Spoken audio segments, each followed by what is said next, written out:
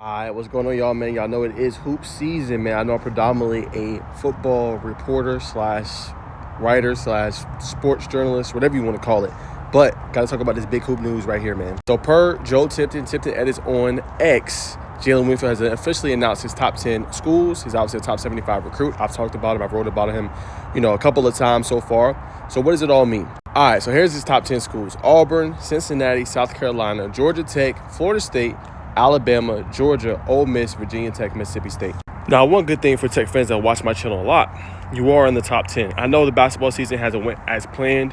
They've obviously struggled. They got a big game tonight, which I'm going to do a recap here on when they play, obviously, against Clemson. Big game for them, to see where they're at. They struggle on the road for whatever reasons, but it starts with the recruiting cycle, right? And Coach Stoudemire is still, building on his recruiting. I think 2025 class is going to be kind of that class that we see take the next step. Obviously, Jada Mustafa has done some good things this year as far as being a true freshman. Lance Terry has been kind of that guy that has continued to be pretty good and has been kind of the most consistent so far. Javion McCullum, when he's been in, he's scored in spurts. But you need a guy kind of like this that can come in, right? Now, you already got Mustafa Diop as a top 2025 guy, coming in with an Akai Fleming as well. So you feel good about 25. But 26, this is how you do it. Top-end recruit like this, being in his top 10. And that's what Georgia Tech has been doing as far as their basketball recruiting. They've been in these type of conversations. They've been recruiting at a high-end level, especially at OTE, which is one of the top, I think, high school, not showcase, but top high school, places you can go play. Right, they run a great tight ship over there. You able to play at a high level, and you playing against top competition, right? So you can recruit right there, right down the street from you, basically, where Georgia Tech campus is, and go and see great action every single night. So credit Coach Stoudemire for doing that.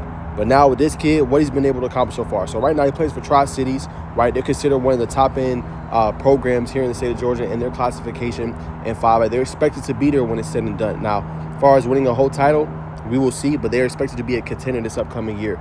He's been playing great. I got a chance to go see him up close and personal in Battle of the Peach. I was impressed. I think he has a great low post game, right? I think he can score in spurts. He's very physical and get down on the block and score at a high-end level. I think he defends very well. And, he went up against Caleb Wilson. Now, I will say this. Caleb Wilson did have the better end of, obviously, Jalan Wingfield in that matchup, in that set matchup. But that doesn't mean that he's not a great player. He also was making some big-time buckets and taking it to a Caleb Wilson. So when you have that, a guy that doesn't shy away from competition, likes playing the top-end talent, I think that's something special. So that's what this kid has right here. And I think, for Georgia Tech being in it, it definitely says about what they're doing with recruiting. And another thing, too, about the state of Georgia, we know what they produce as far as recruits and basketball recruits. 2 schools in Georgia is in the running for him, Georgia Tech and Georgia. So that's how you get it done. It's going to be interesting to see where he ultimately decides to go. But he's a guy that he can go anywhere he basically wants. But the recruiting now is on. If you're Tech and your Coach Stoudemire, I would recruit him at a high level. Try to start and build your 2026 class to be top tier. I mean, that should be the goal. And I did mess up. You guys are going to obviously correct me on that. But I think Mustafa Diop is actually a 2026 guy as well. So I did mess that up. I just remembered off the top of my head when I looked at 247. He is a 2026 guy as well.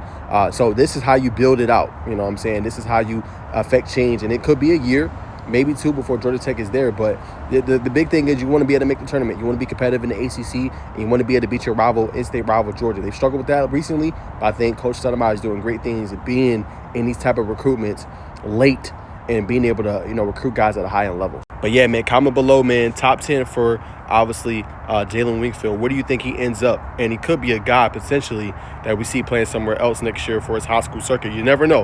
Like I said, there's a high school football transfer portal. There's also a basketball transfer portal as well.